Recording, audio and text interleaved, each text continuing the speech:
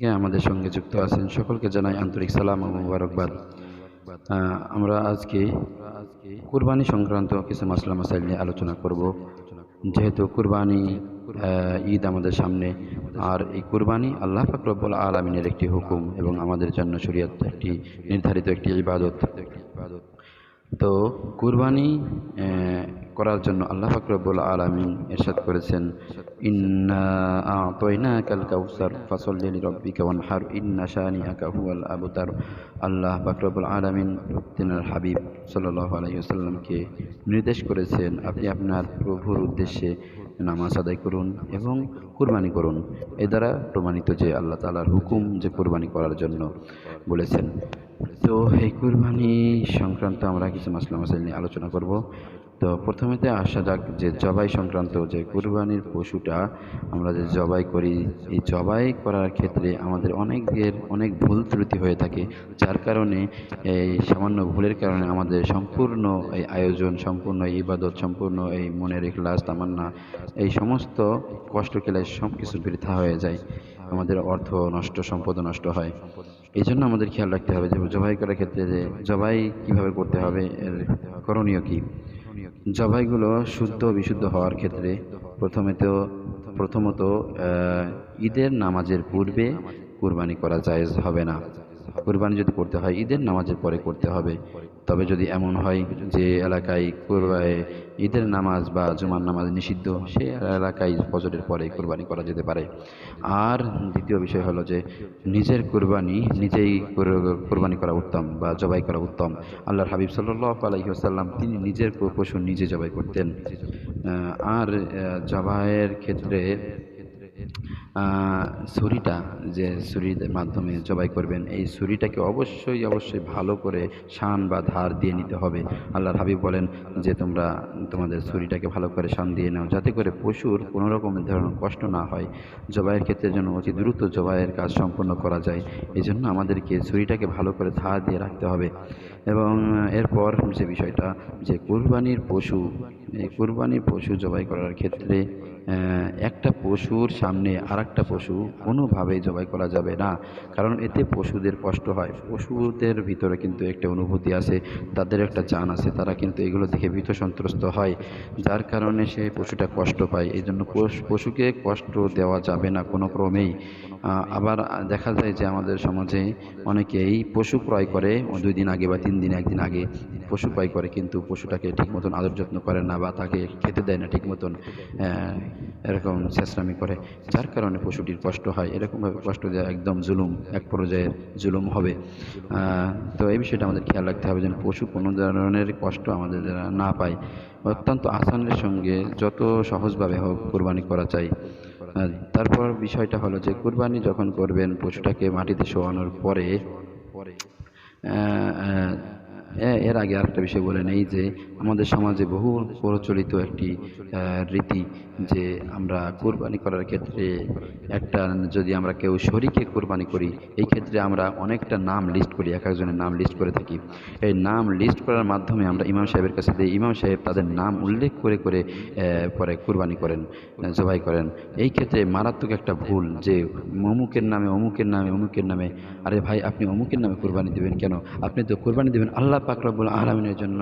আপনি যদি অমুকের নামে কুরবানি দেন, অমুকের নামে, সাত শরীকের নামে যদি কুরবানি দেন, এই ক্ষেত্রে সম্পূর্ণ শিরিক হয়ে যাবে এবং গোশতটা সম্পূর্ণ খাওয়া হারাম হয়ে যাবে। এই ক্ষেত্রে দেখেন আল্লাহ পাক রব্বুল আলামিন বলেছেন, ওয়ালা তাকুলু মিম্মা লাম ইউযকা রিসমুল্লাহি আলাইহি ওয়া ইন্নাহু লা ফিসকুম। আল্লাহ পাক রব্বুল আলামিন সূরাতুল আনআমের 121 নম্বর আয়াতের ভিতরে আল্লাহ তাআলা সুস্পষ্টভাবে বর্ণনা করেছেন, তোমরা যে পশুটাকে আল্লাহ তাআলার নাম নেওয়া ছাড়া জবাই করা হয়, সেই পশু তোমরা ভক্ষণ করিও না। এটা অত্যন্ত গর্হিত একটি কাজ, এটা পাপ। অর্থাৎ এটা জবাই আল্লাহ তাআলার নাম ব্যতীত অন্য কারোর নামে জবাই করলে সেই পশু হালাল হবে না এবং তা খাওয়াও হারাম হবে। এই জন্য আমাদেরকে এই বিষয়টা অত্যন্ত খেয়াল রাখতে হবে। হ্যাঁ, আপনি এভাবে বলতে পারেন যে অমুকের পক্ষ থেকে আল্লাহ তাআলার নামে বা আল্লাহ তাআলার জন্য আমরা কোরবানি করতেছি, আল্লাহ তুমি কবুল করে নাও। এটা সম্পূর্ণ শুদ্ধ বিশুদ্ধ হবে, নাম আপনি বলতে পারেন। আর এক ক্ষেত্রে দেখা যায় যে জবাহের ক্ষেত্রে আমাদের ভুল করে থাকি। যে ভুলটা হলো যে আমরা যখন পশুটাকে জবাই করি, অবশ্যই এই জবাইয়ের ক্ষেত্রে ৪টা রগ, যে বিশেষ রগ আছে, এই রগটা কাটতে হবে। একটা হলো খাদ্যনালী, ২টা নম্বর হলো কণ্ঠনালী, এবং ২ পাশে যে ২টা রগ থাকে, এই ২টা রগ অবশ্যই কাটতে হবে, তাছাড়া কুরবানি শুদ্ধ হবে না। এই কাটার পরেও দেখা যায় যে পশুটা একটু নিস্তেজ হতে বা জানটা যেতে বের হতে একটু সময় লাগে। এই সময় বাঁচাবার জন্য অনেকেই কষাই আনে বা নিজেরাই এটাকে জবাই করে। জবাই করার পর দেখা যায় যে জানটা যেতে যদি একটু দেরি হয়, তাহলে ছোট একটা ছুরি দ্বারা ভিতরে, গলার ভিতরে আঘাত করে। এই আঘাত করার দ্বারা হয় কি, পশুটা কিন্তু সঠিকভাবে জবাই হয় না, এবং পশুটি মস্তিষ্কের ভিতরে একটা আঘাত লাগে, অর্থাৎ স্ট্রোক করার মাধ্যমে পশুটি মারা যায়। আর মারা গেলে এটা সম্পূর্ণ হারাম হয়ে যাবে, জবাইটা সম্পূর্ণভাবে সহিভাবে হবে না। এই জন্য এই ভুলটা কখনো করবেন না যে ছুরি দ্বারা ভিতরে কখনো আঘাত করবেন না, যে জানটা যেন তাড়াতাড়ি বের হয়। পশুকে সময় দেন, ৫ মিনিট ১০ মিনিট লাগুক, এটা পরে আপনি আস্তে আস্তে যখন পশুর জানটা চলে যাবে, নিস্তেজ হয়ে যাবে, তখন আপনি করুন। এক্ষেত্রে দেখা যায় যে অনেকেই পশুর জান যেতে না যেতেই অনেকেই পায়ের রগ কাটতে থাকে, এরপরে চামড়া ছেঁড়ার কাজ আরম্ভ করে দেয়। এই ক্ষেত্রে মারাত্মক একটা ভুল, এগুলো করবেন না ভাই, এতে পশু কষ্ট পায়, আর পশু কষ্ট পেলে এটা জুলুম হয়ে যাবে। আর আরেকটা বিষয় হলো যে জবাইয়ের ক্ষেত্রে যখন আপনি পশুটিকে জবাই করবেন, তখন অবশ্যই একটা দোয়া পাঠ করে থাকি আমরা, বহু প্রচলিত একটি দোয়া, ইন্নী ওয়াজ্জাহতু ওয়াজহিয়া লিল্লাযী ফাতারাস সামাওয়াতি ওয়াল আরদা হানিফাও ওয়া মা আনা মিনাল মুশরিকিন, ইন্না সলাতি ওয়া নুসুকি ওয়া মাহইয়ায়া ওয়া মামাতি লিল্লাহি রাব্বিল আলামিন, লা শারীকা লাহু ওয়া যালিকা উমিরতু ওয়া আনা মিনাল মুসলিমিন, আল্লাহুম্মা মিনকা ওয়া লাকা। এই একটা দোয়া আছে, এই দোয়াটা আপনারা পড়ে নেবেন। জবাইয়ের ক্ষেত্রে যদি আপনারা এই বিসমিল্লাহ, মানে এই দোয়াটা যদি পড়তে না পারেন, তাহলে কোনো সমস্যা নেই, শুধু বিসমিল্লাহি আল্লাহু আকবার বলে জবাই করলেও পশু জবাই হয়ে যাবে। তবে এটা পড়া উত্তম, এবং জবাইয়ের কাজ সম্পাদন করার পরে এই দোয়াটা পড়া উত্তম। আল্লাহুম্মা তাকাব্বালহু মিন্নি কামা তাকাব্বালতা মিন হাবিবিকা সাল্লাল্লাহু আলাইহি ওয়াসাল্লাম ওয়া খলিলিকা ইব্রাহিম আলাইহিস সালাতু ওয়াসসালাম। এই দোয়াটা পড়া উত্তম। কেউ পারলে পড়বেন, না পারলে সমস্যা নেই। নিজের কুরবানি নিজে জবাই করার চেষ্টা করবেন, এটা হচ্ছে লাগে সবচেয়ে ফায়দা। আর যদি আপনি নিজের পশু নিজে জবাই করতে না পারেন, এই ক্ষেত্রে আপনাকে অবশ্যই জবাইয়ের সময় সামনে থাকতে হবে। আর যদি কোনো কুরবানি দাতা যদি কোনো মা বোন হন, তাহলে সেক্ষেত্রে পর্দার খেলাপ হওয়ার আশঙ্কা থাকলে সেক্ষেত্রে মা বোনেরা পাশে থাকা জরুরি নয়। আমাদের আরেকটা বিষয় খেয়াল রাখতে হবে যে আমরা শরীকে যে কুরবানি দেই, এই শরীকে কুরবানি দেওয়ার ক্ষেত্রে আমাদের একটা ভুল হয় যে আমরা অনেকের কার টাকা হালাল কার টাকা হারাম এটা আমরা নির্ণয় করতে পারি না। তবে এটা আমাদেরকে যাচাই বাছাই করে অবশ্যই কুরবানি করা উচিত, কারণ অনেকের টাকা বর্তমান হারাম, অনেকের টাকার ভিতরে ভেজাল আছে, সুদের টাকা, ঘুষের টাকা, ঋণের টাকা, বিভিন্ন ধরনের টাকা, অবৈধ টাকা দ্বারা কুরবানি সম্পাদিত করে। যার কারণে দেখেন, যদি 7 জনের শরীকে কুরবানি দেন আর একজনের যদি অধিকাংশ টাকা হারাম হয়ে যায় বা পুরা টাকাই হারাম হয়ে যায়, তাহলে সম্পূর্ণ প্রত্যেকের পক্ষ থেকে কুরবানি বাতিল হয়ে যাবে, কুরবানি সহি হবে না। এই জন্য নিজের একার পক্ষ থেকে কুরবানি করা, নিজে একাই কুরবানি করা সবচাইতে উত্তম।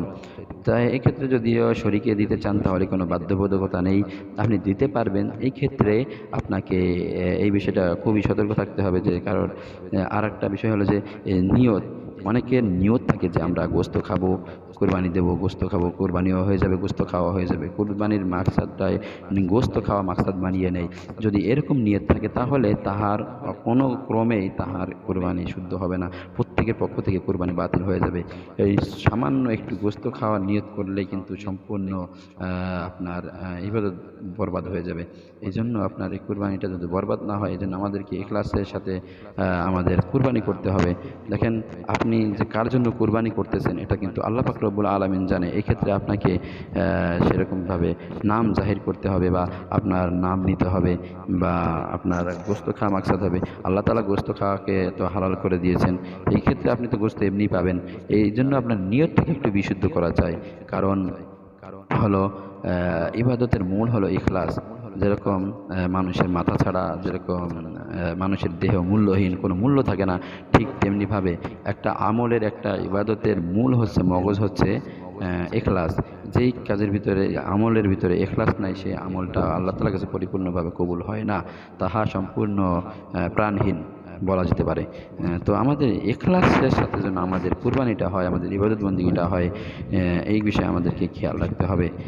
আরেকটা বিষয় হলো যে কুরবানির ক্ষেত্রে আমাদের অনেকের আরেকটা ভুল করে থাকি, যে আমরা মৃত ব্যক্তির নামে যে কুরবানি করে থাকি। যদি মৃত ব্যক্তির নামে কুরবানি করে থাকি, তাহলে সেই মৃত ব্যক্তি যদি ওসিয়ত করে থাকে যে আমার নামে কুরবানি করে দিও, তাহলে সেই কুরবানির গোশতটা নিজেরা খেতে পারবে না। এই গোশতটা সম্পূর্ণ সদকা করে দিতে হবে। কেউ যদি মানত করে, মানতের জন্য যে আমার অমুক মাকসাদ যদি পুরা হয়ে যায় আমি কুরবানি করব, তাহলে এই কুরবানির ক্ষেত্রেও সে নিজে কেউ এই গোশত খেতে পারবে না, এই সম্পূর্ণ সদকা করে দিতে হবে। ভাইয়েরা আমার, এটা একটা মাসালা। আরেকটা মাসালা বলতে ভুলে গেছি, জবাই সংক্রান্ত, যে চামড়া, গরুর চামড়া, এটা যে পশুর চামড়া, এটা আপনি যদি নিজে দাবাগতের মাধ্যমে যদি আপনি চান যে নিজে ব্যবহার করবেন, এক্ষেত্রে আপনি নিজে ব্যবহার করতে পারবেন। আর যদি চান যে না এটা সৎকার করে দিবেন, তাও পারবেন। বিক্রি করা যায় যাচ্ছে, সৎকার করা যায় যাচ্ছে, দান করা যায় যাচ্ছে। তবে দান করে এটা নিজের ফায়দা হাসিল করা বা মসজিদ মাদ্রাসায় সওয়াবের উদ্দেশ্যে দেওয়া বা কারো পারিশ্রমিক দেওয়া, এটা সম্পূর্ণভাবে নাজায়েজ, এটা সহ্য হবে না। এটা আপনি করতে পারেন যে মাদ্রাসার লিল্লা বোর্ডিং যে আছে, মাদ্রাসার লিল্লা বোর্ডিং আপনি দিয়ে দিতে পারেন। এতে হবে কি, আপনি দুইটা সওয়াবের অধিকারী হবেন। একটা হলো দান করার সওয়াব পাবেন, আর দ্বিতীয় হচ্ছে আপনি দ্বীন ইসলামের খেদমত করার একটি সওয়াবের অংশ আপনি পাবেন। এই ক্ষেত্রে আপনাকে চামড়াটা কোনো লিল্লা বোর্ডিংয়ে দেওয়া উত্তম বলে মনে করেন অনেক উলামায়ে কেরাম। তো ভাইরা আমার, আমরা যে বিষয়গুলো আলোচনা করলাম এবং জানলাম, আল্লাহ পাক রব্বুল আলামিন আমাদেরকে ভরপুর আমল করার তৌফিক দান করুক। সহিভাবে যেন আমাদের কুরবানিগুলো সম্পাদন হয় এবং আমাদের পক্ষ থেকে যেন আল্লাহ তাআলা কবুল করে নেয়। আল্লাহ তাআলা আমাদেরকে প্রত্যেককে কবুল করুন, সকল আমিন। ওয়া আখির দাওয়ানা আলহামদুলিল্লাহি রাব্বিল আলামিন। আর অন্য অনেক মাসালা আছে কুরবানি সংক্রান্ত, আমরা অন্য কোনো ভিডিওর মাধ্যমে আমরা জানাবার চেষ্টা করব ইনশাআল্লাহ। আমাদের সাথে থাকার জন্য আপনাদেরকে অত্যন্ত ধন্যবাদ। আসসালামু আলাইকুম ওয়া রাহমাতুল্লাহ।